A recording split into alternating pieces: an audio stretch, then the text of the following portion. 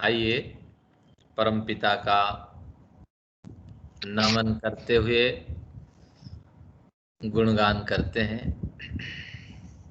यह आत्मदा बलदा, बहुत बढ़िया मंत्र है वो। यह मंत्र मुझे बड़ा प्रिय है।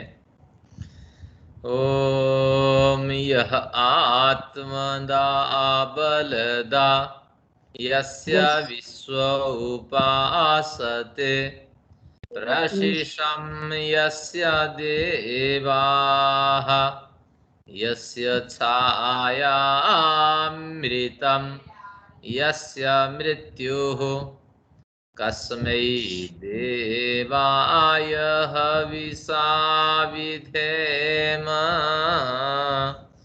ओम शांति शांति शांति।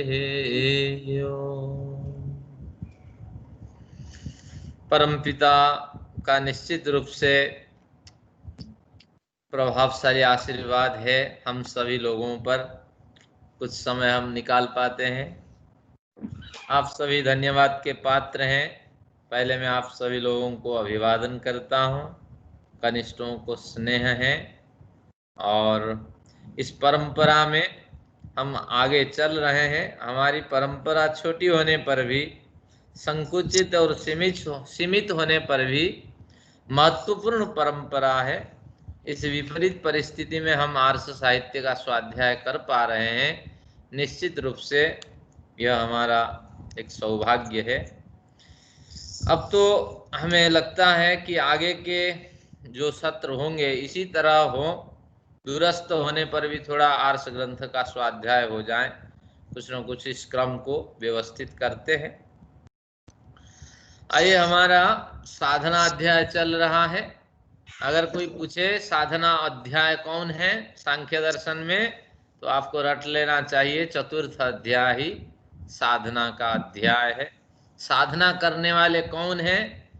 जिनके पास पेन नहीं है, कागज नहीं है, आज तो आपको रखना पड़ेगा, क्योंकि आज महत्वपूर्ण प्रकरण है। यानी ये 32 सूत्र तो महत्वपूर्ण ही है। और इसको बहुत से साधक मैंने देखा, डिडवाना राजस्थान में कुछ दिन मैंने रहा प्रचार कार्य में संस्कृत का, तो अब वहाँ एक आचार्य इन सूत्रों को गीता के साथ पाठ करते हैं। तो यानी बहुत से इस तरह संत हुए हैं हमारे देश में, जो उन्होंने हमारे इन दर्शनों को महत्वपूर्ण स्थान दिया है। तो अब देखिए, साधना अध्याय किनके लिए है ना? जो अध्यात्म वेत्ता है, वेत्ता यानी जानने वाला, जो अध्यात्म वेत्ता है उनके लिए, जो आत्मज्ञानी है उनके लिए, जो आत्म जिज्ञासु है उनके लिए ये अध्यात्म प्रकरण है। और इस अध्यात्म प्रकरण के पीछे उन्होंने एक बढ़िया सूत्र दिया था, जिनको मैंने आपको आवृत्ति जिनका कराई थी, तो वो सूत्र भी आपको नोट करके लिखने के लिए मैंने कहा था। उपदेश्योपदेष्टित्वात् तत्सिद्धि इतरथा अंध परंपरा। भले ही बीच में एक सूत्र हो, लेकिन इस तरह कड़ी जोड़ के आपको याद रखनी चाहिए। गुरु भी तत्ववेत्ता होना चाहिए। उपदेश्य जो शिष्य है उच्च कोटि के विवेक वैराग्य से युक्त शिष्य होना चाहिए, अन्यथा भोगों की अंध परंपरा चल पड़ेगी। गुरु भी चाहेगा मैं कुछ पढ़ा करके भोग या सेवा ग्रहण करूं शिष्यों से, और शिष्य भी चाहेगा कि किसी तरह मेरी स्वाक्षरता दर्ज हो जाए, मैंने कुछ पढ़ लिया, इस तरह विचार मन में आ जाए। यही बहुत कुछ है। आगे इसको और बढ़िया ढंग से इसी प्रकरण में चतुर्थ अध्याय में खोला जाएगा। मैंने एक PDF फाइल भेजी थी, उसमें एक श्लोक था जिसका स्पष्टीकरण कल करना था, वो मुझे भूल गया था। पहले उसका स्पष्टीकरण करता हूं, आप सुन लीजिए, श्लोक पढ़ लेंगे। इसमें निरुक्त करके PDF, हाँ, जो PDF फाइल पहले भेजी थी मैंने, जिसमें सांख्य दर्शन के सारे सारांश आ गए थे, और अंत में मैंने कहा था कक्षा में इसकी भी चर्चा होगी। तो वो है विद्या हवई ब्राह्मण माज गाम निरुक्त करके एक ग्रंथ है जिसे हम वैदिक साहित्य की डिक्शनरी मानते हैं, प्राचीन डिक्शनरी।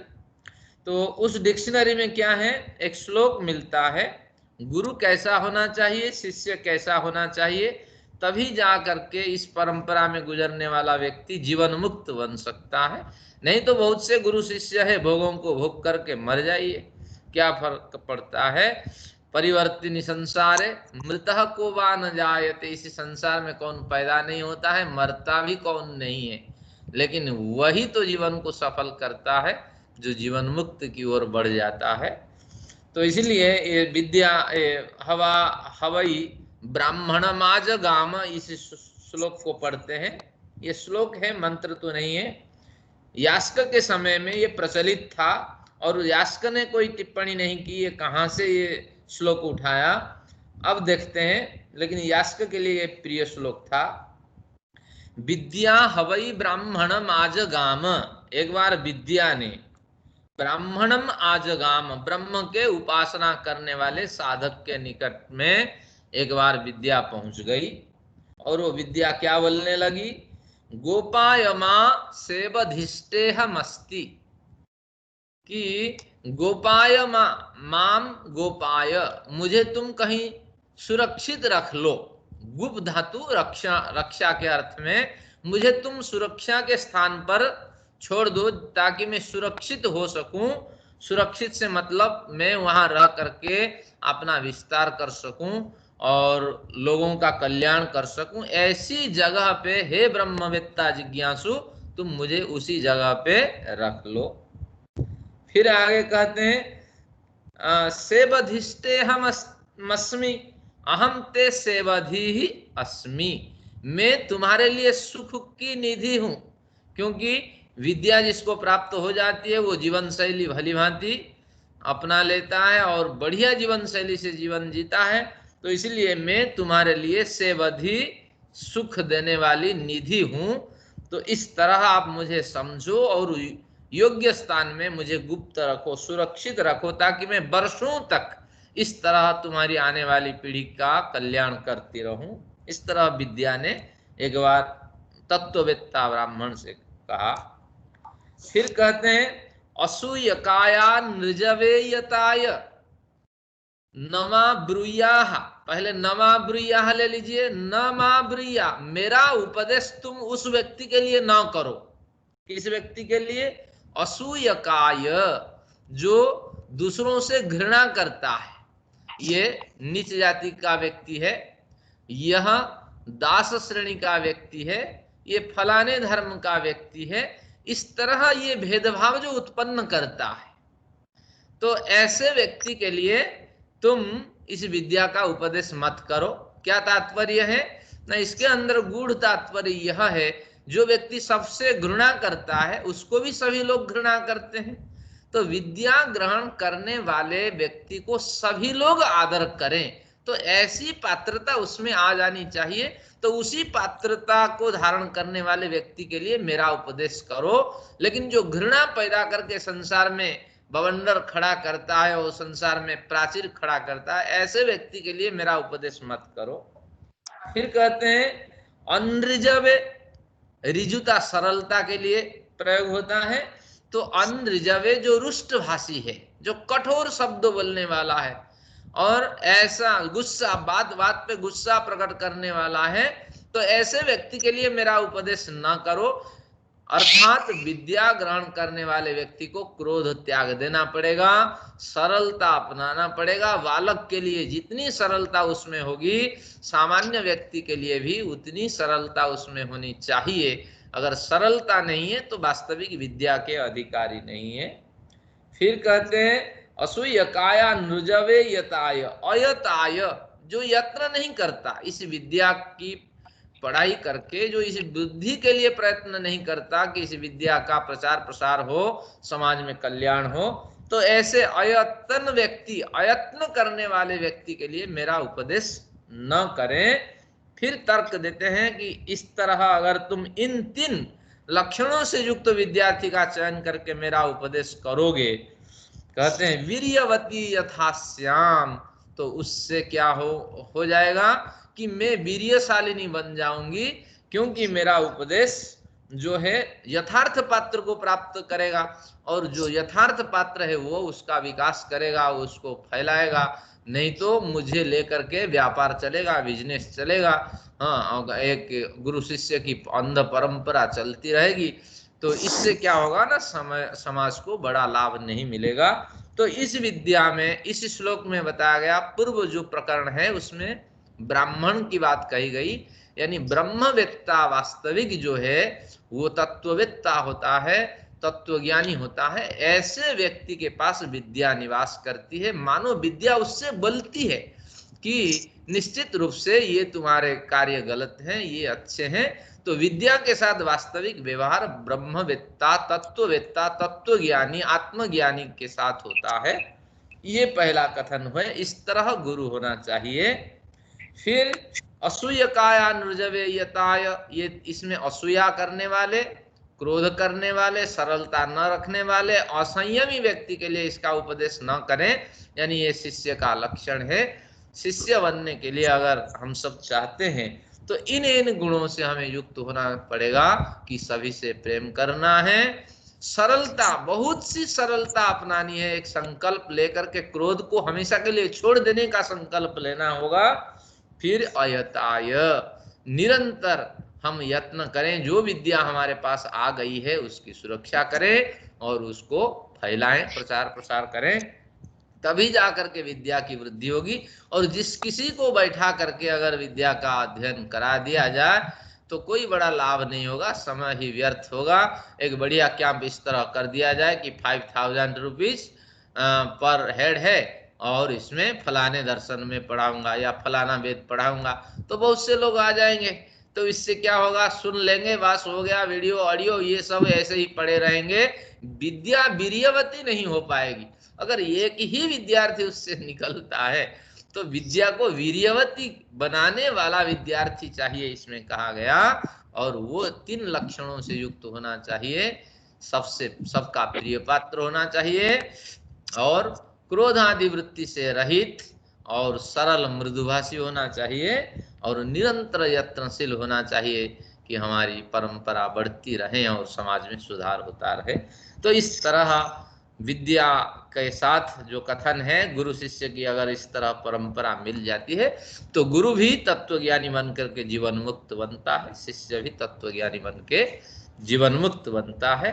तो इस प्रकरण में, ये साधना प्रकरण में इसकी प्रासंगिकता थी, इसलिए इसकी चर्चा हुई।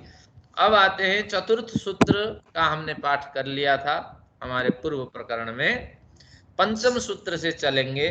पंचम सूत्र का हेडिंग हम दे सकते हैं, क्या है कि समझ पूर्वक आसक्ति का त्याग कर दे, ये इसकी हेडिंग है, पंचम सूत्र की हेडिंग है।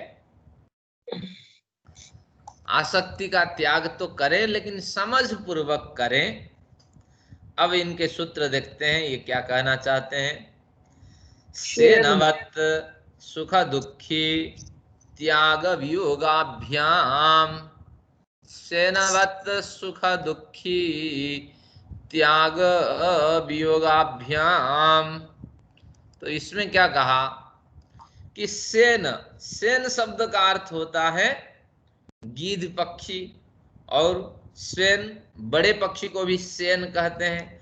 तो सेन शब्द का अर्थ यहाँ जो भाष्यकार है वो बाज पक्षी मान लिया, एक पक्षी है जो थोड़ा सा कद में मजबूत है, बड़ा है, तो वो पक्षी सबको चपेट में ले लेता है। लेकिन उससे भी भयंकर पक्षी गीध भी होता है। अब गीध का कथन न होकर के वास्तविक रूप से सेन शब्द से यहाँ लिया बाज पक्षी। तो बाज पक्षी के समान पहले शब्दार्थ करते हैं, सुख दुखी, सुख भी आपको मिल सकता है, दुख भी आपको मिल सकता है, अगर समझ पूर्वक आप त्याग नहीं करते हैं। और किन से सुख दुख मिल सकता है, त्याग वियोगाभ्याम, त्याग से और वियोग से आपको सुख दुख की प्राप्ति हो सकती है। सुख भी मिल सकता है, दुख भी मिल सकता है। और जैसे सेन पक्षी को सुख दुख मिलता ही रहता है, त्याग में उनको कभी सुख मिल जाता है, वियोग में कभी दुख मिल जाता है। तो इस प्रकरण को समझते हैं। इसमें क्या है कि एक बार एक सेन पक्षी यानी बाज पक्षी, गर्मी के समय पे भोजन कम मिलता है पक्षियों को, तो गर्मी के समय पे बाज पक्षी कहीं से मांस का एक टुकड़ा उठाया और आसमान में उड़ गया।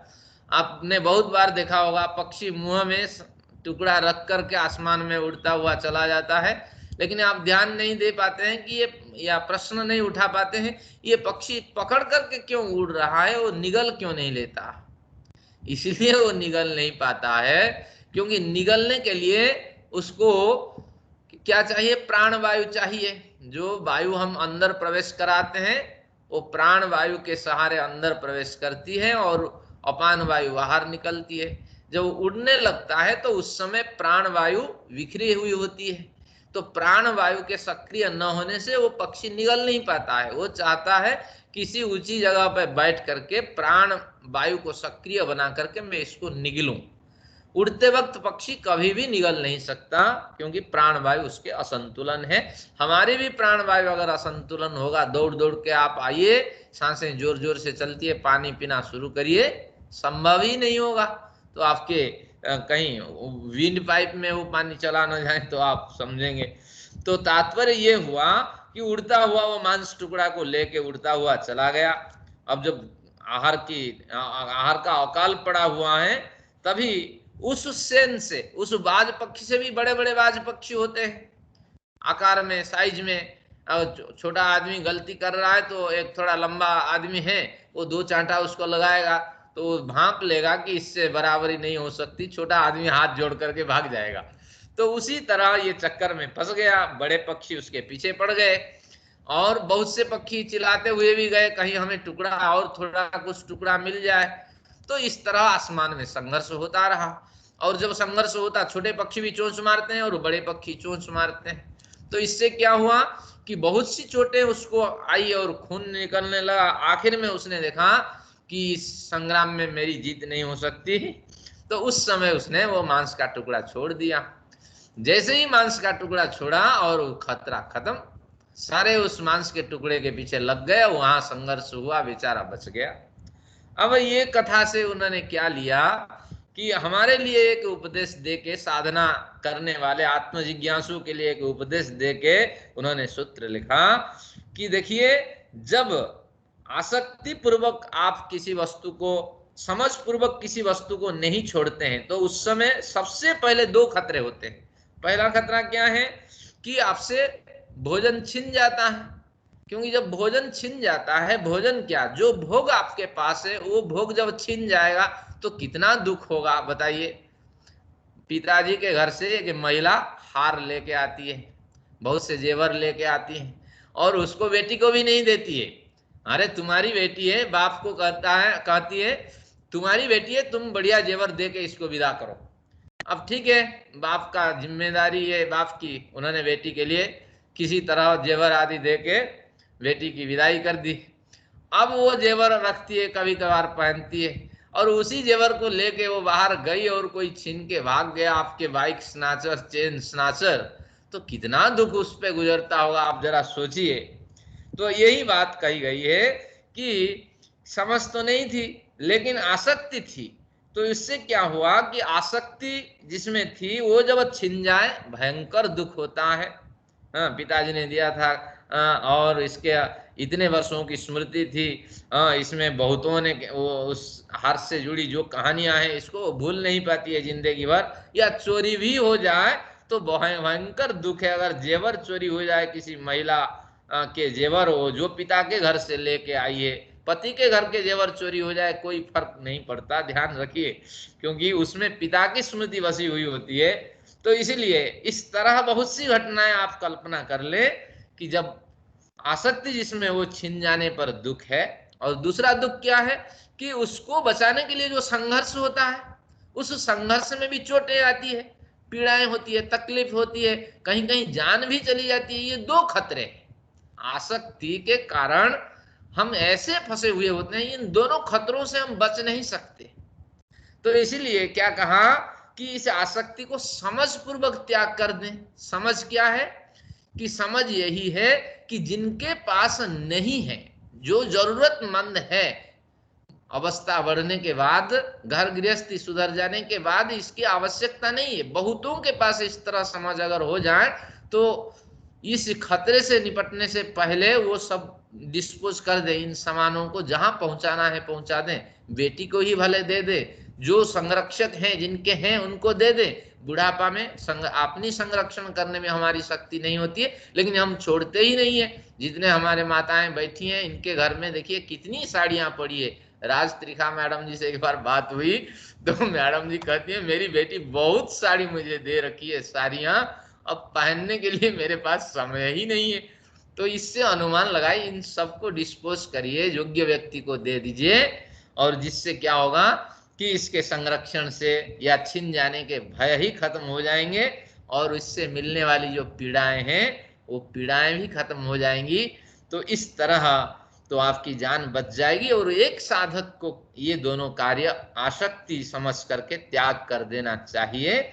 जैसे त्याग करने से सुख मिला स्वयं पक्षी को, और वियोग जब उससे छीन लिया गया मांस का टुकड़ा, उस समय जैसे दुख हुआ, तो इस तरह एक साधक, साधना के मार्ग में चलने वाले साधक को सुख दुख इस तरह मिलते रहेंगे। तो सुख दुखों से रहित होंगे, तभी तो आप साधना कर पाएंगे। तो इसलिए विशेष सुख की प्राप्ति के लिए समझ पूर्वक आसक्ति का त्याग कर दें। एक बढ़िया उदाहरण मैं देता हूं। दो भाई हैं और एक भाई कमाता है, एक भाई गांव में रहता है, खेती मजदूरी करता है, और वो भाई सहायता नहीं करता। अब नौकरी खत्म होने के बाद फिर पिता के संपत्ति का हिस्सा लेने के लिए गांव में भी चला गया, और वहां आसपास में फिर एक मकान बना करके, वो घर में नहीं रहा क्योंकि उसको लगा अरे ये पुराना मकान है, इसमें क्या रहना, पास में फिर मकान बनाकर वहां रहने लगा। अब रहने लगा, जितनी कमाई है किसी को नहीं दी। ये सारा रहस्य कौन जानता? उसका भाई जानता, आसपास के लोग जानते।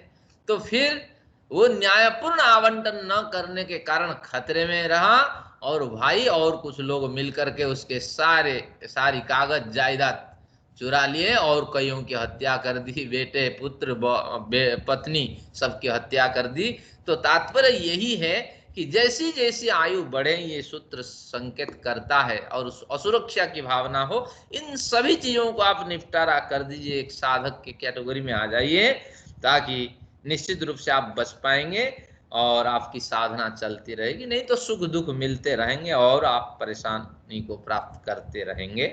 तो ये सूत्र का बढ़िया अर्थ है। तो क्या इसकी हेडिंग थी? समझ पूर्वक आसक्ति का त्याग कर दें, और ये आपको ध्यान रखना होगा। आगे पढ़ते हैं। दूसरा सूत्र भी, ये सब महत्वपूर्ण सूत्र होते हैं। दूसरा सूत्र भी महत्वपूर्ण है। मोह रहित त्याग का अभ्यास करें। मोह रहित त्याग, त्याग तो करते हैं, थोड़ा मोह भी उसमें बचा रहता है। अरे बढ़िया सामान दे दिया, ये योग्य व्यक्ति नहीं है। अगर 5,000 के हमने कपड़ा दिए अपने बाई को, वहां भी मोह बना रहता है, अरे इसको लेकर के धो धा करके मिट्टी बना देगी, तो इसलिए मोह वहां बना रहता है। वो कपड़ा लाना है जो दिया था मैंने, ऐसे धोना ऐसे धोना ऐसे धोना, उसके पास खाने के लिए पैसे नहीं है, डिटर्जेंट कहाँ से लाएगा, वॉशिंग मशीन से उसकी सफाई कहाँ से करेगी। इसलिए देने से पहले योग्य पात्र में योग्य वस्तु दें। एक बार एक सज्जन ने पूछा, अरे ये जो बड़े लोग दान करते हैं 100 रुपए वाले कंबल क्यों देते हैं, हमें 5,000 के कंबल क्यों नहीं देते हैं? तो इन्हीं सूत्रों से मैंने समझा दिया कि देने वाला भी सोचता है योग्य व्यक्ति को योग्य सामान दिया जाए, और 5,000 का कंबल एक हफ्ते में 100 रुपए के कंबल के बराबर हो जाएगा। तो अगर आपके पास है, योग्य व्यक्ति को उसको दे, ताकि उसका उपयोग वो कर सकें। लेकिन अयोग्य व्यक्ति को देंगे तो अयोग्य पे दान जाने पर आपका भी पाप चढ़ता है। इसलिए देने वाला भी इन शास्त्रों को पढ़ लेना चाहिए, किसको क्या देना चाहिए, किसको क्या नहीं देना चाहिए। आते हैं 6 नंबर सूत्र को समझते हैं। अहि निर्लोयिनीवत, अहि निर्लोयिनीवत, अहिर निर्लोयिनीवत। अहि यानी सर्प, अहि क्यों ना, अ जो है, ही जो है हा धातु से बनता है। अहि, अहि का मतलब है कि अनवरत के अर्थ में, ही हिंसा अर्थक है। और अनवरत हिंसा करने के लिए वो सर्प तैयार रहता है। आप कहेंगे सर्प पे बहुत से तर्क देते हैं, सर्प को जब आप डिस्टर्ब नहीं करते हैं वो सर्प मारता नहीं है, लेकिन ये सिद्धांत हमारे गलत है, क्योंकि जो तिर्यक योनि के प्राणी हैं वो कभी भी हमला कर सकते हैं, इसलिए अहि का नाम है अनवरत हिंसा करने वाला प्राणी। कोई भरोसा नहीं है, अभी बढ़िया है लेकिन कभी भी वो मार सकता है और मौका देख करके, क्योंकि उसको कब भय हो जाए आपको क्या पता। आप चाहते हैं उसको नहीं छेड़ते हैं, लेकिन वो भी कभी आपको धोखे से भी हमला कर सकता है। ये तिर्यक प्राणी है। आप देखते हैं गाय खड़ी है रास्ते में और रास्ता बना के चलते हैं, लेकिन अगर रास्ता बना के न चले तो कभी भी लात मार सकती है, सिंह से पीड़ित कर सकती है। तो इसलिए नखीनाम च नदीनाम च श्रृंगिणाम शस्त्रपाणिनाम, चाणक्य ने कहा जीवन जीने के लिए सतर्कता इन 3 चीजों में बरतनी चाहिए। नखीनाम च, जिनमें नाखून है, जितने नाखून धारण करने वाले जानवर हैं इनसे दूर रहिए। चाहे आपके पेट क्यों ना हो, बिल्ली क्यों ना हो, वो कभी भी काट सकती है और पीड़ा तो आपको मिलेगी। नदी नाम च, जो जिस नदी से आपका परिचय नहीं है, भले ही छोटा कम पानी दिख रहा हो लेकिन उसकी गहराई आप नहीं जानते, मगरमच्छ भी हो सकता है, सांप भी हो सकते हैं, पानी के अंदर सांप भी होते हैं, सांप को सरीसृप कहा गया है। तो गहराई, मगरमच्छ और सरीसृप आदि के कारण आपको पीड़ा मिल सकती है, इसलिए किसी भी नदी को देख करके अंदर घुस करके लांघने की कोशिश ना करें। फिर कहते हैं श्रृंगिणाम शस्त्र पाणी नाम, जिनके सिंह है और जिनके हाथ में तलवार है। तलवार आज किनके हाथ में है? प्राचीन काल में सैनिक सेना के हाथ में तलवार होती थी, अब तो सरदारों के हाथ में तलवार है। तो ये सूत्र पाणिनि का सूत्र है, चाणक्य का सूत्र कहता है सरदारों से झड़पो मत, लगड़ो, ये लड़ाई मत करो। अगर सरदार है तो कम लड़ाई से काम निपटा दो, क्योंकि पता ही नहीं है, अगर घोंप दें कुछ भी उसके हाथ में है। हम हिंदू तो सामान्य रूप से जीवन जीता है, लेकिन ये एक ऐसी परंपरा है, हमारे शास्त्र कहता है इनसे भी दूर रहो, ज्यादा बहस मत करो, कुछ भी हो सकता है, हाथ काट दिए, प्रमाण है लॉकडाउन की स्थिति में। तो इसलिए जिनके हाथ में हथियार होता है उनसे भी दूर रहो। और हमारे चाणक्य का अर्थशास्त्र पढ़ेंगे, उसमें लिखा है घर में चाकू होते हैं तो ये बड़े चाकू ना रखें, और साथ में अगर चाकू है तो जिस जिस घर में आपका व्यवहार होता है उस घर से दूर रखें, रसोई में ही रखें अलग से, क्योंकि गुस्सा आने पर चाकू पे भी नजर न जाए, हथियार पे नजर न जाए। तलवार होती थी राजा महाराजाओं के, उसके अलग घर होते थे, वहां अलग व्यवस्था होती थी कि तत्काल न मिले। तो इसलिए चाणक्य का अर्थशास्त्र भी आपको पढ़ना चाहिए कि इनके साथ व्यवहार करने से कैसे आप जीवन बचा सकते हैं। कभी भी गुस्सा आ सकता है और सामने पड़ा है सामान, तो आप कुछ भी अनैतिक कार्य कर सकते हैं। तो अब देखते हैं सूत्र क्या कहता है 6 नंबर में, कि जैसे अनवरत हिंसा करने के लिए तत्पर जो सर्प है वो निर्लय निवत, उसकी कैंचुली जो होती है तो वो जैसे कैंचुली को छोड़ देता है, तो उसी तरह आप मोह रहित त्याग का आश्रय करें। यानी सर्प, आपने ऊपर के जो चमड़ी होती है, व्यवस्था ऐसी बनी है साल भर, सर्प के जो कैंचुली होते हैं वो तो उसके तो पैर नहीं होते हैं, उस कैंचुली से रेंगता है वो, तो इसलिए साल भर के बाद वो खराब हो जाता है। जैसे साल भर में पत्ते गिर जाते हैं, 3 माह में 6 माह में पत्ते गिर जाते हैं, फोटोसिंथेसिस करने की शक्ति उनमें खत्म हो जाती है, और पेड़ की व्यवस्था है जो खत्म हो जाती है, जो पेड़ को शक्ति नहीं देता है तो पेड़ उसको गिरा देता है। तो उसी तरह शरीर की, सर्प की ऐसी व्यवस्था है जिनसे वो चलने में मुश्किल प्राप्त करता है, साल भर के बाद वो उसको, उस कैंचुली को छोड़ देता है, किसी जगह पे घुस जाता है और खूब जोर से व्यायाम करते हुए, मस्ती करते हुए उसको निकाल देता है। तो अब जब सर्प निकाल लेता है उस समय उसको उसमें मोह नहीं होता है, और उसके प्रति, हाँ, तो मोह ना होने के कारण वो क्या करता है कि इसको छोड़ करके फिर दूसरी जगह की तलाश करता है। तो उसी तरह समाज में रहते हुए भी हमें बहुत से जो पदार्थ हैं उनके प्रति मोह नहीं रखना चाहिए। इसमें गीता की एक बढ़िया पंक्ति आप ले सकते हैं, वासांस जीर्णानि यथा विहाय, जब आपके बहुत बढ़िया खूबसूरत कपड़े हैं जब जीर्ण हो जाते हैं जीर्ण होने से पहले संकेत मिलता है, फटने लगता है। जिस दिन पहले फट जाए आपकी कीमत की चीज, तो उस दिन से दुख शुरू होता है, अरे क्या बढ़िया चीज थी और फटने लगी। तो धीरे धीरे धीरे धीरे काम करना वो बंद कर देता है, और वो मोह पहले से ही टूट चुका होता है, आखिर में हम उसको छोड़ देते हैं। तो उसी तरह जहां संयोग है वहां वियोग होगा, इस भावना को रख करके सभी प्रिय परिजन के गुजर जाने के प्रति भी आपको मोह को पहले से त्याग देना होगा, और धीरे धीरे जिसका संयोग जब बना उसके साथ वियोग हो जाएगा। और एक बढ़िया उदाहरण इसमें दिया जा सकता है, वृक्षम वृक्षम यथैव शकुनिम। जैसे वृक्ष, वृक्ष पे बैठा हुआ जो पक्षी है वो उड़ जाता है, लेकिन उसको वृक्ष ने आश्रय दिया, इस तरह उसकी भावना नहीं होती है, वो कब बैठ जाए कब उड़ जाए। तो उसी तरह ये जीवन की जो यात्रा है बड़ी लंबी यात्रा है। किस यात्रा में आपने किसके बाप बने, किसकी माँ बने, आपके साथ क्या हुआ, और आप किस तरह जीवन शैली जिए, ये कोई मायने नहीं रखता। इस तरह भावना बनाइए, और जब वहां से बुलावा आए वहां चल दीजिए। लेकिन ध्यान रखिए कि सात्विक और सकारात्मक अगर जीवन जीते हैं ये संभव है, अन्यथा तो आप निश्चित रूप से पीड़ित रहेंगे। कर्मा से, अगर कर्म वासना से पीड़ित हैं तो फिर आपको सोच समझ करके शरीर त्यागने की कोशिश करनी होगी। तो इसलिए ये कहा कि मोह रहित त्याग का आश्रय करें। कई बार होता है हम जिस वस्त्र को छोड़ देते हैं, अगर बढ़िया है बार बार देखते हैं। एक बढ़िया उदाहरण आता है, नेत्रदान होता है, तो नेत्रदान करते वक्त कुछ पैसे डॉक्टर को दे करके एक सज्जन ने कहा कि ये आंख जिस दिन जिस व्यक्ति को देंगे, ये मेरी माँ की आंख है या बाप की आंख है, जिस दिन देंगे तो उस व्यक्ति का एड्रेस मुझे दे देना।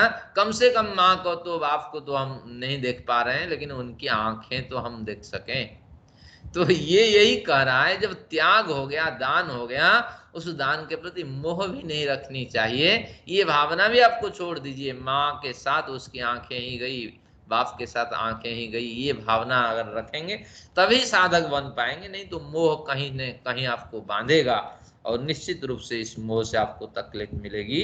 तो जो जा रहा है उसके प्रति मोह से रहित हो जाइए, जैसे सर्प केंचुली को छोड़ देता है। और यहाँ कुछ भाष्यकार अलग अर्थ करते हैं, सर्प जहाँ केंचुली को छोड़ता है उसी के आसपास रहता है। तो क्यों रहता है कि केंचुली के साथ उसका मोह है, और केंचुली के साथ मोह होने के कारण फिर जो सामान्य व्यक्ति होते हैं, जो सर्प के बारे में परिचय रखते हैं, जो साधक व्यक्ति होते हैं, सर्प को पकड़ने वाले व्यक्ति सपेरा, तो वो केंचुली के आश्रय से उस सर्प को पकड़ लेते हैं। तो ये कहना यही चाहते हैं कि जब तक आप मोह में फंसे रहेंगे तब तक आप समस्या के शिकार होंगे। 1 मिनट आपको वेट करना पड़ेगा, मेरी बैटरी लो है, मैं इसको चार्ज करता हूं। तो 1 मिनट आपको वेट करना पड़ेगा।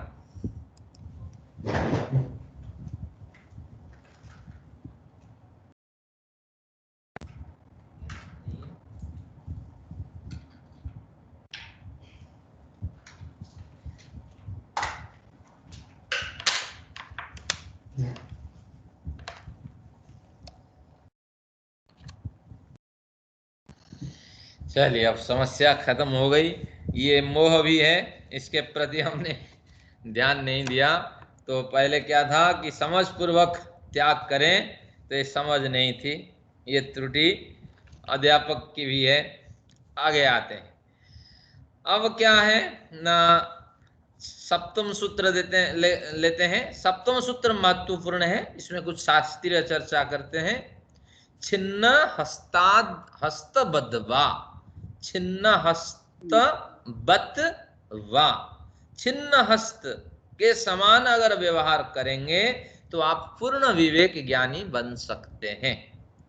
छिन्न हस्तवत, छिन्न हस्त के समान क्या है, उदाहरण को आख्यायिका में बदलते हैं। किसी व्यक्ति को गलित कुष्ठ हो गया, कुष्ठ रोगी जानते हैं आप, एक गलित कुष्ठ होता है। कुछ कुष्ठ तो ठीक हो जाते हैं, लेकिन गलित कुष्ठ का मतलब है कि जिस अंग में आपका कुष्ठ रोग का प्रभाव है वो बैक्टीरिया इतना प्रभावशाली होते हैं, उस अंग को गला करके चलते हैं। तो धीरे धीरे एक अंग गल गया, दूसरा अंग गल गया, तीसरा अंग गल गया, ये गलित कुष्ठ। और ये एक होता है कर्कट रोग, जिसे कैंसर कहते हैं, कैंसर को कर्कट कहते हैं, केंकड़ा। तो वो जैसे काट लेता है उसके 6 पैरों से, तो उसी तरह कर्कट अगर कैंसर हो जाए, जिस अंग में कैंसर है उसको काटना पड़ता है, नहीं तो समस्या होती है। गलित कुष्ठ जहां है वहां बैक्टीरिया इतनी सक्रिय है कि उस अंग को ही आपको काटना पड़ेगा, नहीं तो ये कुष्ठ धीरे धीरे फैलता हुआ आपके संपूर्ण शरीर में जा सकता है। तो ऐसी स्थिति में व्यक्ति के हाथ काट दिए जाते हैं। अब देखिए, अगर सामाजिक स्थिति की समीक्षा करें कपिल के समय में, तो कितनी मजबूत सामाजिक स्थिति थी। बीमारी, और बीमारी से गलित कुष्ठ, और जो हमारे कर्कट रोग, और उसके इलाज के लिए हाथ को काटने की बात कही जा रही है। तो लोग कहते हैं अरे इंडियन कुछ नहीं जानते हैं, इनके यहाँ विकास हुआ ही नहीं, मेडिसिन जो साइंस है उसका विकास हुआ ही नहीं है। हमारे यहाँ 6000 साल पुरानी बातें हैं, और निष्कर्ष देते हैं कपिल कि बहुतों के हाथ काटे जाते हैं, बहुतों के पैर काटे जाते हैं, अंग काटे जाते हैं। तो ये हमें गर्व महसूस करना चाहिए कि हम इस परंपरा के विद्यार्थी हैं। तो ऐसे हाथ को काट दिए जाने पर उस व्यक्ति के पास अगर वो हाथ ले करके कोई कहे कि इस हाथ का फिर मैं आरोपण कर देता हूँ, रोपण कर देता हूँ, इस हाथ को फिर लगा देता हूँ, 6-7 घंटे में हाथ फिर लग जाता है। तो इस तरह कोई अगर निवेदन करें तो व्यक्ति तैयार ही नहीं होगा, क्योंकि इसलिए तो इसको काटा कि इससे खतरा था, क्योंकि ये विष था, ये विष फैलने वाला था, इसलिए इसको काट दिया। तो इसी तरह छिन्न हस्तादवा क्या कहना चाहता है, इसी प्रकार मुमुक्षु को परित्यक्त विषय का चिंतन नहीं करना चाहिए। जिन विषयों को मुमुक्षु ने छोड़ दिया है, जिन विषयों को छोड़ने के लिए उसने सूची बना ली है और धीरे धीरे प्रयास कर रहा है इन विषयों को वो छोड़ देगा, तो उन विषयों को छोड़ने की दिशा में जो उसने प्रतिज्ञा उठाई, वो प्रतिज्ञा प्रमुख है। किसी भी हालत में वह फिर उन विषयों को नहीं अपना सकता। अगर ऐसे नहीं होगा तो आप साधक ही नहीं बन सकते, आत्मजिज्ञासु नहीं बन सकते। अगर आपने संकल्प लिया मैं क्रोध को छोड़ दूंगा, मैं 100% सत्य बोलूंगा, तो मैं निश्चित रूप से वेदानुकूल आचरण करूंगा, छोटी छोटी प्रतिज्ञा होती है। अगर इस तरह है तो इसको भली भांति आप जीवन भर अपनाइए, तभी कुछ विकास होगा। तो ये बढ़िया उदाहरण हमें दे रहे हैं कि छिन्न हस्ताद्वा, कटे हुए हाथ को जैसे कोई व्यक्ति लगाना नहीं चाहता, लेना नहीं चाहता, तो उसी तरह मुमुक्षु को परित्यक्त विषय का चिंतन नहीं करना चाहिए। इसके लिए कुछ योग दर्शन का प्रकरण है, उसमें 4 सूत्र बताया गया है। बहुत से विषय हम छोड़ चुके होते हैं, लेकिन फिर भी उन विषयों को ग्रहण करते हैं। पता है क्रोध तो प्रमुख है, हम कहते हैं क्रोध नहीं करेंगे, लेकिन मौके पर क्रोध करते हैं और तर्क देते हैं ये क्रोध करना जरूरी था, इसको सबक सिखाना था, इसलिए तो किया। लेकिन ऐसा नहीं है, किसी भी स्थिति में आपको गलत जो आचरण है, प्रतिज्ञा पूर्वक जिसको छोड़ना चाहते हैं, उसको आपको आचरण नहीं करना चाहिए। वानप्रस्थी उस समय घर गृहस्थी शारीरिक ऊर्जा का खपत नहीं करना चाहिए। सन्यासी अगर बड़ी दीक्षा में आप दीक्षित हो गए हैं, किसी भी स्थिति में आपकी जान भी चली जाए तो शारीरिक ऊर्जा को आपको नष्ट नहीं करना चाहिए, असत्य भाषण नहीं करना चाहिए, और परोपकार से कभी रहित नहीं होना चाहिए। दीर्घ सूत्री सोते रहने की जो स्थिति है उसका आचरण नहीं करना चाहिए। मैं तो एक सन्यासी आश्रम से पढ़ा हूँ, तो समझ लेना चाहिए सन्यासियों के व्रत मैंने देखे हैं। बहुत उच्च कोटि के संत भी होते हैं और बहुत दीर्घ सूत्री, लंबे समय तक कोई काम है ही नहीं, करना क्या है, तो सोते रहने वाले संत भी हमने देखे हैं। तो अब इसके समाधान बढ़िया है। योग दर्शन के ये 4 बिंदु तो इस सूत्र में आपको नोट करने हैं, और जितना हो सके जीवन में उसको उतारिए। क्या है? पहला, बांता बले ही स्वा। कई बार मैं प्रवचन में कह रखा हूं, लेकिन इस सूत्र के साथ इसका लिंक है। बांता बले ही स्वा। वांत यानी वमिट, अबले है यानी चटने वाला।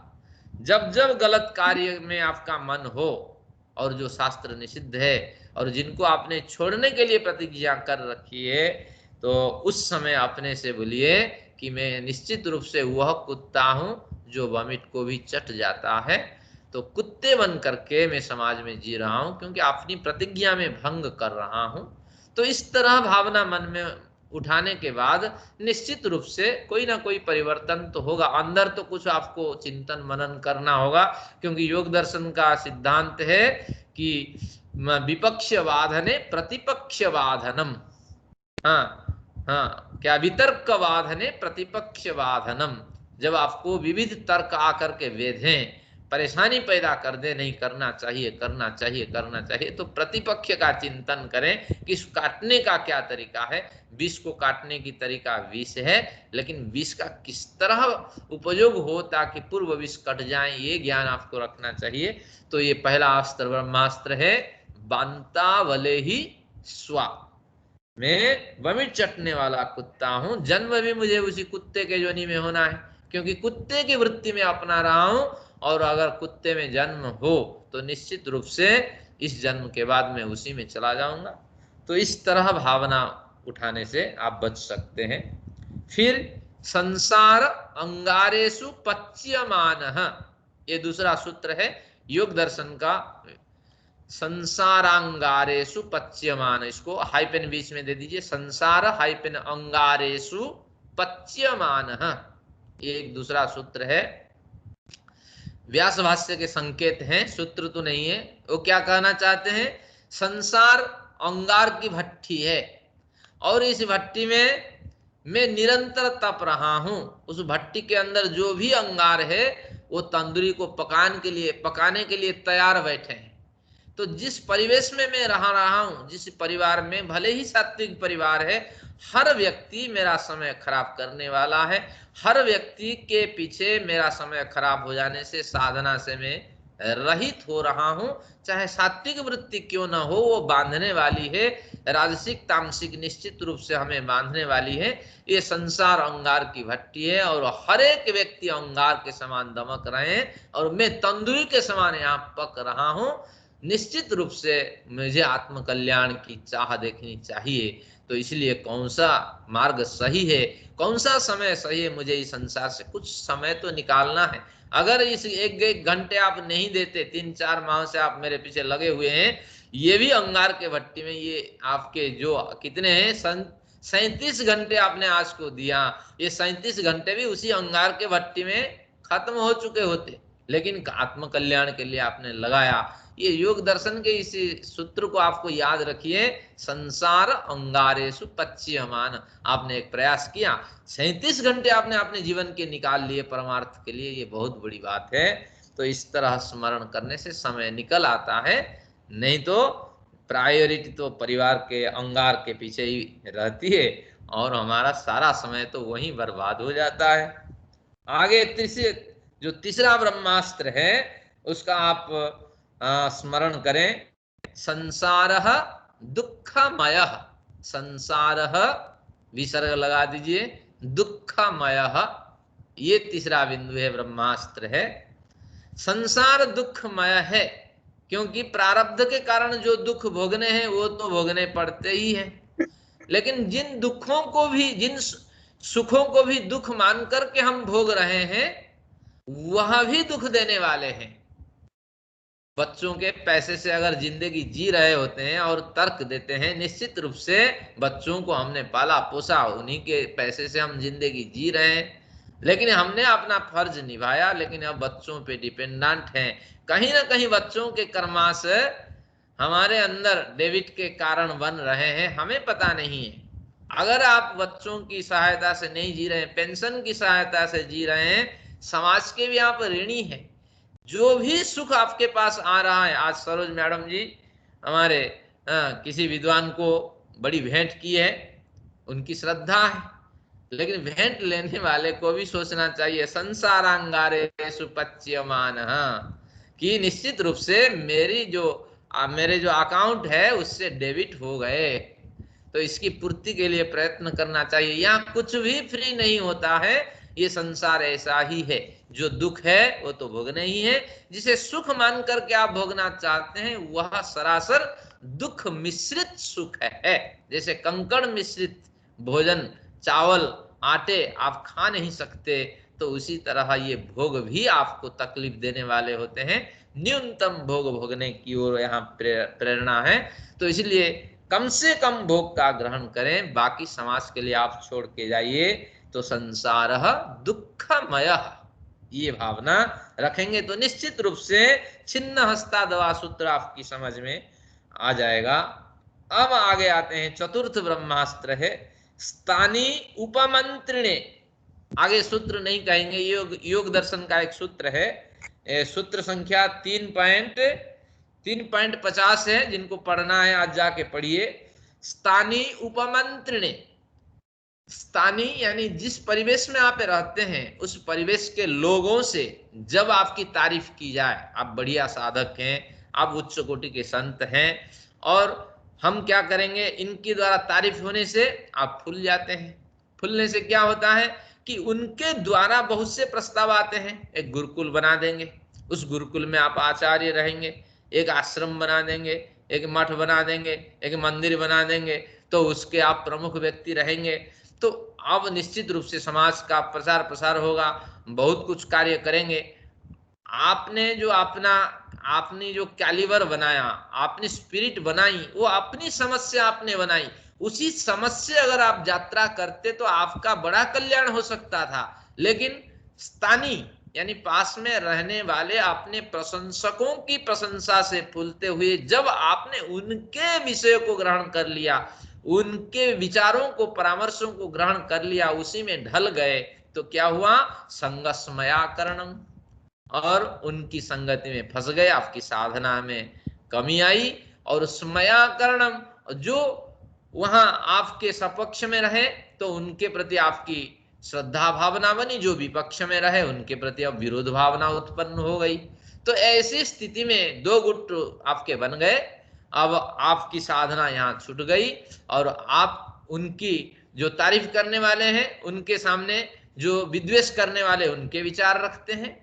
फिर विद्वेष करने वालों को देख करके आपके अंदर से ज्वलन सी भावना होती है, ये घृण्य है, म्लेच्छ है, नीच स्वभाव के व्यक्ति हैं। तो इस तरह एक साधक को इस मार्ग को नहीं अपनाना चाहिए। तो हम जैसे साधकों को क्या करना चाहिए कि अपनी समझ, अपने शास्त्र ज्ञान के हिसाब से हमें अपनी यात्रा करनी चाहिए। किसी की तारीफ में आकर के उनके द्वारा प्रस्तावित कोई भी विचार, जिस विचार में हमारा स्वार्थ पूर्ति होता हो, उस विचार को नहीं ग्रहण करना चाहिए। जो अगर परार्थ की पूर्ति होती हो वो विचार हम ग्रहण कर सकते हैं। लेकिन वो भी कहते हैं आप योग्य हो, फलाने कुमारी से आप विवाह कर लो।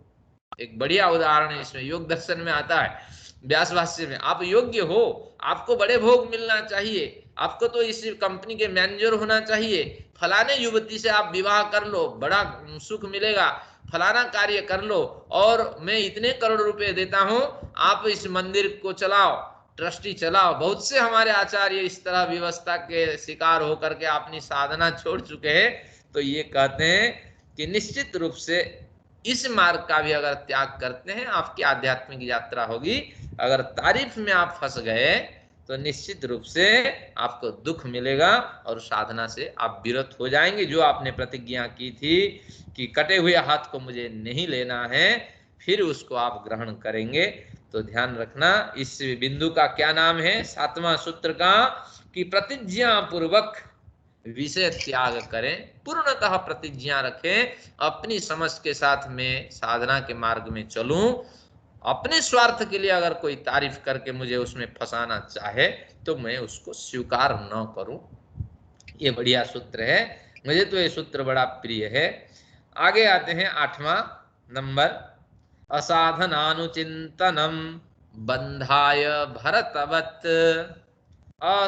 असाधनानुचिंतनम बंधाय भरतवत्, असाधन का अनुचिंतन नहीं करना चाहिए। मुक्ति के लिए, मोक्ष की प्राप्ति के लिए, आत्म साक्षात्कार के लिए, ईश्वर से नजदीकी बढ़ाने के लिए जो साधन अनुकूल नहीं है, उन साधनों का चिंतन नहीं करना चाहिए। ये साधन बंधन के लिए होते हैं। अगर असाधन का अनुचिंतन करते हैं, बार बार उन साधनों का संग्रह करते हैं और उसी के अंदर आसक्ति के साथ डूबे रहते हैं, वो बंध के कारण बनते हैं। और भरतवत राजा, भरत जो ब्रह्मर्षि राजर्षि हो चुके थे, उनको जिस तरह कठिनाई हुई तो आपको भी कठिनाई हो सकती है। इस सूत्र की व्याख्या हो चुकी है। एक बार पुनरावृत्ति करके आपको खुशी दिलाता हूं कि एक बड़े साधक रहे भरत। जैसे इंद्र भी कई हुए हैं, भरत भी कई हुए हैं, जिनके नाम से प्रारंभिक जो भरत रहे उनके नाम से भारत पड़ा। तो एक भरत नामक बड़े राजा हुए। धीरे धीरे वानप्रस्थी और सन्यासी लेकर के आश्रम में चले गए और एकांत में रहते थे। बड़े उच्च कोटि के साधक थे, इनके ज्ञान की बात क्या करना, क्योंकि उस समय यही विद्या तो पढ़ाई होती थी जो आज हम बुढ़ापा में पढ़ रहे हैं, वो जवानी में ही पढ़ते थे। इन्हीं पे शास्त्रार्थ होता था और बढ़िया चर्चाएं चलती थी, तो प्रौढ़ विद्वान रहे। और एक बार एक हिरण के बच्चे को उसने देखा, और असहाय बच्चा था क्योंकि कभी भी उसको कोई जानवर खा सकते थे। एकांत में कोई व्यक्ति मिल जाए तो बड़ा आनंद आता है। विदेश में जब कोई इंडियन देखते हैं तो आपको बड़ी खुशी हो जाती है, भले ही।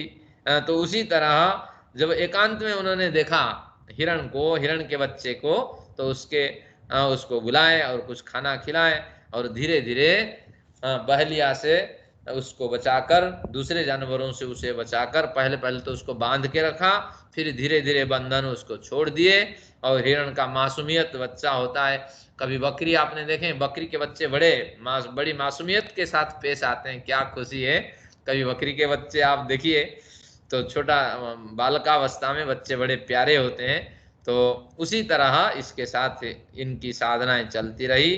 और साधना में भी स्मरण किसका होना चाहिए? ईश्वर का। और इतना प्यार हो गया था इसके साथ, कुछ नाम इसके रख दिए होंगे, तो उसी नाम का ही ध्यान होता था, क्योंकि विस्मरण हो गया, जहां लगाव होगा वही स्मरण में आएगा। और धीरे धीरे ये बच्चा बड़ा हो गया। जब बड़ा हो गया तो एक दिन जंगल की ओर भाग गया। जब भाग गया, अब उस बच्चे को भोजन दिए बिना ये भोजन नहीं कर सकते थे, क्योंकि हमारा शास्त्र का सिद्धांत है पहले आश्रितों को भोजन कराइए, बाद में आप भोजन करें। तो इसलिए भोजन के समय पे बुलाए, वो आई नहीं, हिरण का बच्चा आया नहीं। उसको ढूंढने के लिए निकले और सुबह से वो फल खाने वाले थे, और इतनी एनर्जी कहाँ से आए, कभी कभार फल मिल जाता था। तो इस तरह कोई फल की तो बढ़िया व्यवस्था थी नहीं। आश्रम में लोग पेड़ लगा रखते थे ताकि 12 माह उनको कुछ ना कुछ फल मिले, दूसरों पे डिपेंडेंट न होना पड़े। ये साधक की जीवनी है। इसका बढ़िया उदाहरण आपको दिया जा सकता है। जब हनुमान लंका विजय करके आए तो उस समय बालिका एक था, क्या था, बहनोई था। तो उस बहनोई का दायित्व था, एक बड़ा सा वाटिका था जिसके अंदर बड़े पेड़ थे 12 माह फलने वाले। तो उस पेड़ का उस वाटिका का दायित्व इस पे न्यस्त था। ऋष्य मुख शायद उसका नाम है, भूल रहा हूँ। तो उस वाटिका में हनुमान प्रवेश कर गए। जैसे पार्टी मनाते हैं, नौकरी लग जाने पर, सफलता मिल जाने पर, बंदरों ने हनुमान को साथ में लेकर के पार्टी मनानी शुरू की। क्योंकि उस समय हनुमान को सुध मिल चुका था, सीता जी की सुध मिल चुकी थी, तो हनुमान बड़े खुशी में थे। तो अब सुग्रीव राजा क्या करेगा देख लेंगे। अब उससे क्या हुआ कि सुग्रीव की जो वाटिका थी, उस वाटिका के में इतने फल थे कि सुग्रीव को साल भर के उनके जो राज परिवार है उनको भोजन मिल सकता था। लेकिन उस सारे वाटिका को उजाड़ दिए बंदर, अगर घुसेंगे तो उजाड़ ही देंगे। तो तात्पर्य ये हुआ कि ऋषि भी एक आश्रम पहले बनाते थे, वहां भी 12 माह फलने वाले पेड़ लगाते थे, ताकि उनको मांगने न पड़े। मांगने में कौन दे, और यात्रा जितनी होगी, श्रम जितना होगा, तो उतने में बड़ी साधना कर सकते थे। तो इस तरह बड़े आश्रम के बड़े नियम होते हैं और बड़ी व्यवस्थाएं होती हैं, स्वयं चलने की व्यवस्था होती है।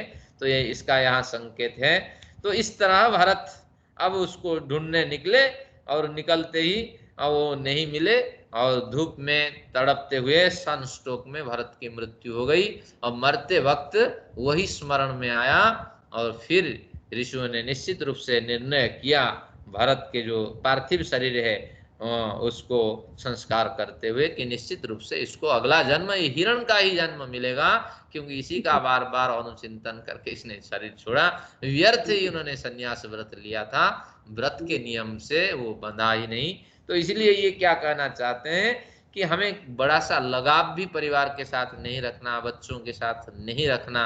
अगर सन्यासी भी हैं तो किसी विशेष शिष्य पे भी आप श्रद्धा ना रखें, सब पे समान श्रद्धा रखें और अनासक्ति, पूर्ण अनासक्ति के साथ हम जीवन जिए। और अगर कोई योग्य व्यक्ति या कोई समझदार व्यक्ति या कोई होनहार हमारे परिवार के व्यक्ति गुजर जाता है तो शास्त्र का सिद्धांत है, आप जरा सा सोचिए, संयोग है वियोग हुआ, एक स्वप्न मैंने देखा था, वो स्वप्न अधूरा टूट गया।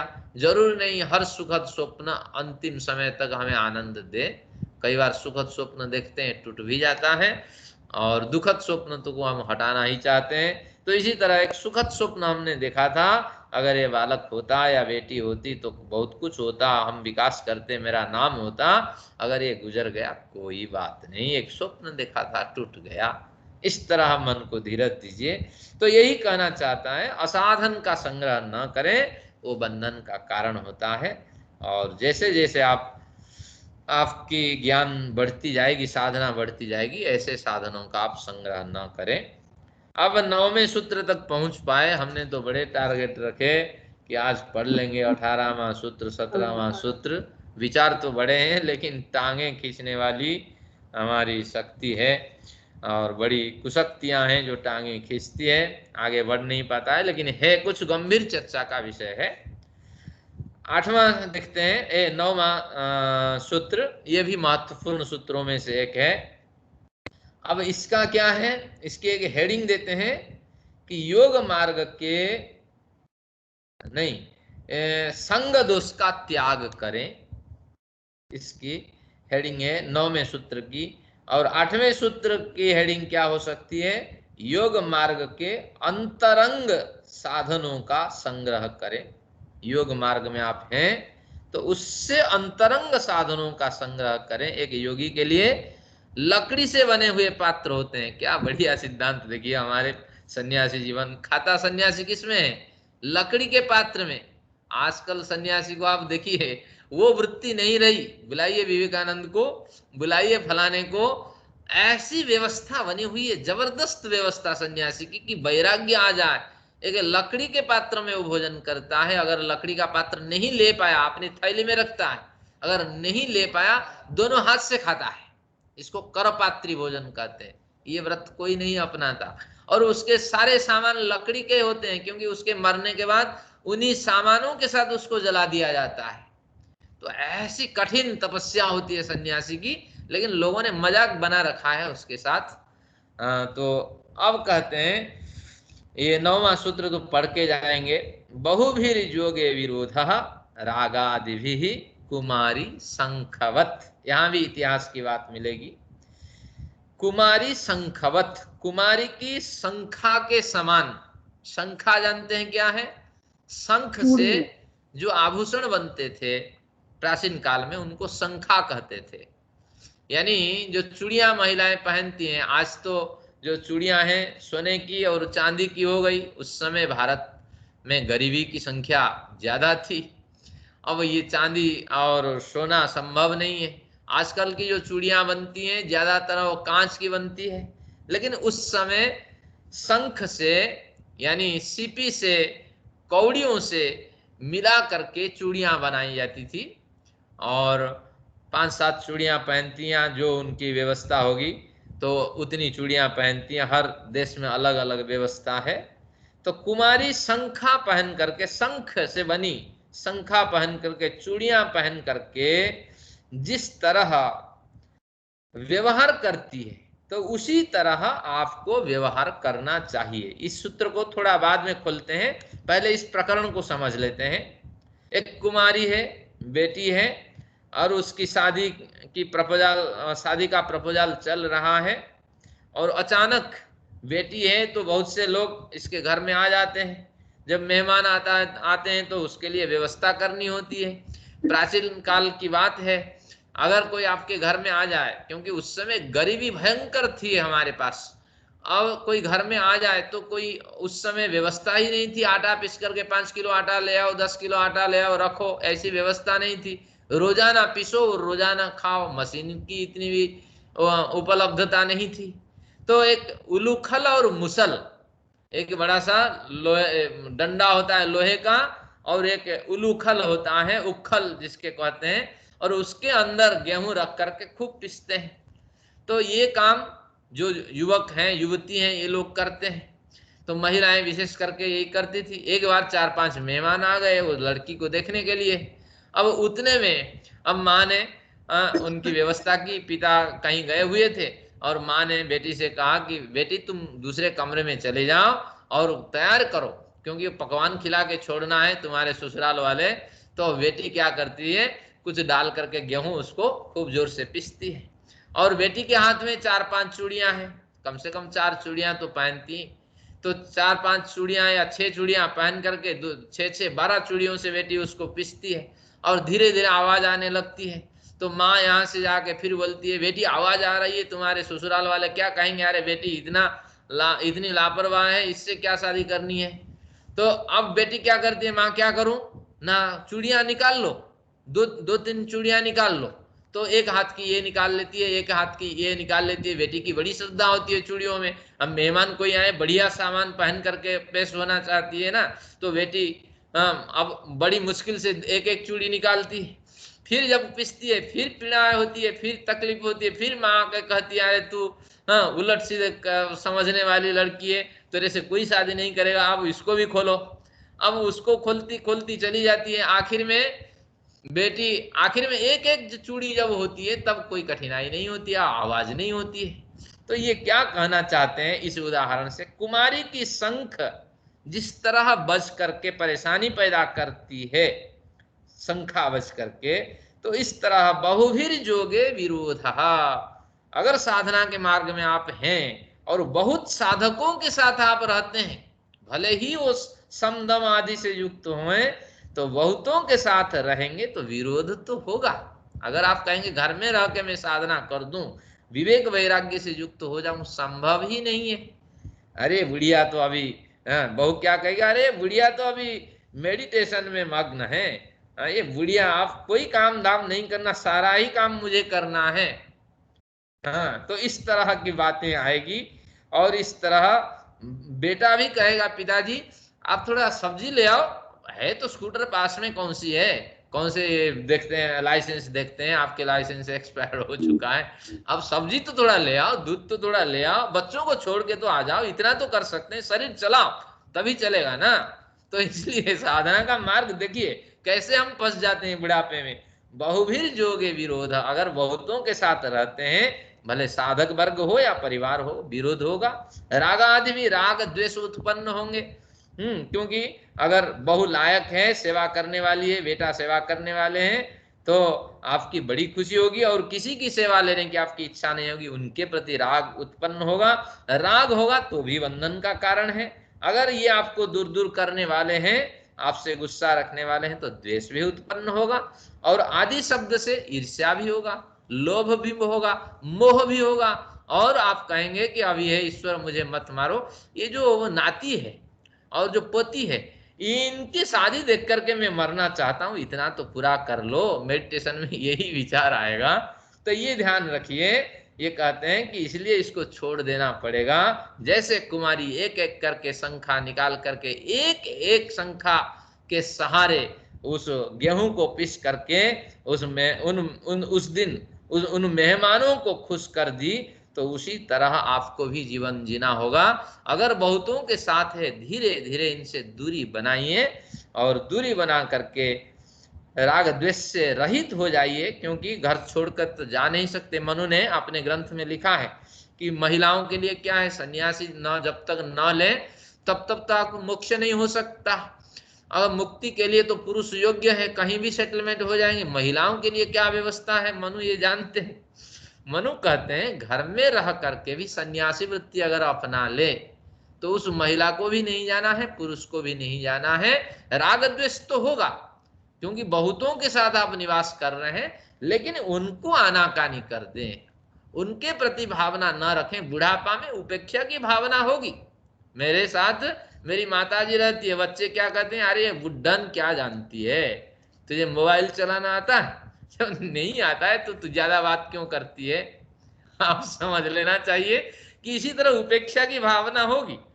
तो निश्चित रूप से इसको आप न सुने और इस तरह शिकायत ना करें, देखो तुम्हारी बेटी क्या कर रही है, तुम्हारा बेटा क्या कर रहा है, तुम्हारी पत्नी क्या कर रही है, तुम भी मुझे क्या कह रहे हो, अरे तुम्हें इतना पढ़ाया तुम भी ऐसे कह रहे हो। ये भावना उत्पन्न न करें, क्योंकि उपेक्षा की भावना होगी उस समय। सब आपको चाहेंगे बुढ़िया कैसे गुजर जाए, ये बुढ़ा कैसे गुजर जाए, एक कमरा कम से कम मिल जाएगा या सिर से दर्द ही खत्म हो जाएगा। ये तो हम कहते हैं आर्य परिवार के, लेकिन जो सनातनी परिवार है वो बड़े दुखी होते हैं, क्योंकि वहां भोजन कराना होता है जमीन बेच करके। वो मरने की बात सुन करके भयंकर कांपते हैं, क्योंकि पूरे गांव को खिलाना होता है और पूरी जमीन ही बेच जाना है।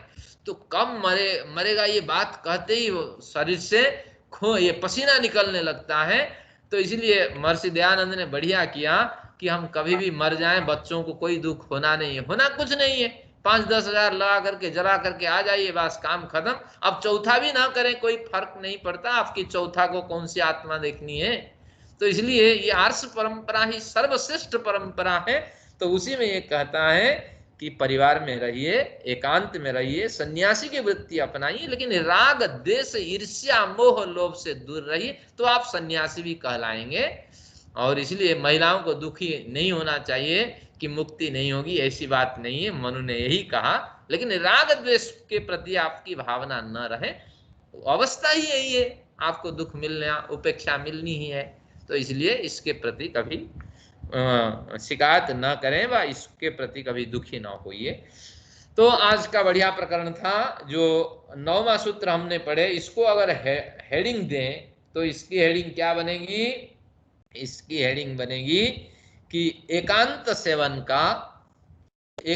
सेवन के व्रती बने।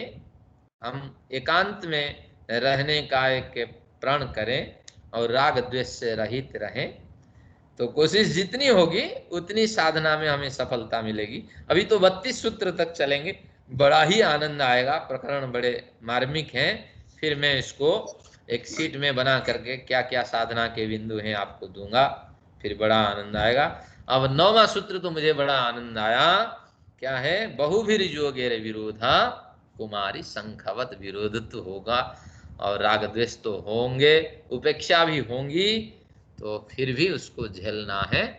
और कुमारी संखवत, हो सके तो हम अकेला हो जाएं, न हो तो इनको झेलने की परमेश्वर हमें शक्ति दे, सामर्थ्य दे, ये भावना है।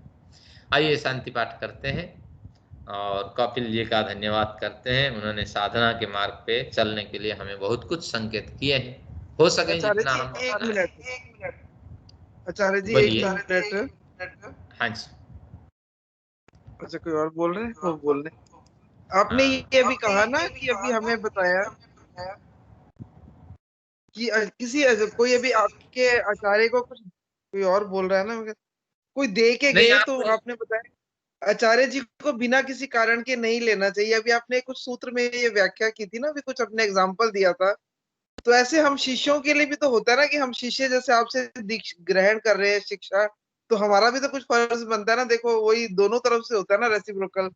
तो आप हाँ, अपना कोई नंबर दे दीजिए, कभी हमारा भी तो दिल करता है हाँ, ना दान दक्षिणा देने को, पेटीएम नंबर वगैरह। देखिए, आपने दोनों तरफ से होता है। मेरे मन आपने में ढंग पहले भी से ये नहीं बात आई। समझा, आपने ढंग से नहीं समझा। इतर था नहीं मतलब, अंत हाँ, परंपरा। नहीं देखो, एक दस्तूर होता है ना, ये तो एक देखो होता है ना, जिससे हम नहीं विद्या नहीं, ग्रहण बात आप करते हैं। समझिए ना, ये आर्ष साहित्य पढ़ रहे हैं, यहाँ भोग की परंपरा नहीं चलती। यहाँ जो व्यापार नहीं चलता, केवल तत्ववेत्ता गुरु और इसमें कि समझ रखने वाले शिष्यों की आवश्यकता होती है। यहाँ ये परंपरा नहीं चलती है, और सारी क्रेडिट तो वेद संस्थान को जाती है। मैं तो थोड़ा सा समय दान करता हूँ और मैं रहता हूँ यहाँ, इसलिए कोई बड़ी बात नहीं है। तुम्हें बढ़िया दान भी आपकी देते हैं क्या? भावना, आपने गहराई से इसको समझा। हाँ, लेकिन मैं आर्ष परंपरा में ये नियम लागू नहीं होता है। ज्ञान तो बांटना है, और फिर आप चाहेंगे मैंने किसी को बांटा, मुझे कुछ मिले। तो अगर यहाँ आप चुकाना चाहते हैं, वहां फिर आप प्राप्त करने की चाह भी रखेंगे, तो इसलिए इस वृत्ति से भी रहित हो जाइए और बड़ी खुशी मिलेगी, बड़ी प्रसन्नता मिलेगी। धन्यवाद, आपने समझा और विषय को भली भांति प्रस्तुत किया। नहीं, मेरा धन्यवाद। ख्याल है कि आचार्य जी कब हमें गुरु दक्षिणा के रूप में तो कुछ सोचना ही चाहिए। कुछ नहीं, गुरु यहाँ ये सूत्र आपको याद रख के अगले बार सुनाना, उपदेष्योपदेष्टित्वा तत्सिद्धि इतरथा अंध परंपरा। जो कुछ है वेद संस्थान की क्रेडिट है, इसमें मेरा कुछ नहीं है, और वेद संस्थान का ऋण मेरे पे चढ़ा हुआ है, और अलग से मैं ऋणी नहीं होना चाहता। हम वेद अब संस्थान को मतलब दक्षिणा के रूप में वेद संस्थान को दे सकते हैं, फिर वो भी कर सकते हैं। नहीं, हमारे ऐसी कुछ नहीं, आप चलते रहिए, शास्त्र का स्वाध्याय करिए। अब तो बड़े कार्य होना है, आपको 6 दर्शन पढ़ना है, कहाँ तक आप दान देते रहेंगे, दक्षिणा देते रहेंगे। मन में एक धन्यवाद इच्छा आपके विचार। तो कोई नहीं, आपसे आप 6 बढ़ाएंगे बारी बारी से आप। नहीं, मैं वो नहीं लेकिन कहता, ऑनलाइन लेकिन हमें पढ़ने बहुत हैं। धन्यवाद। नहीं पढ़ा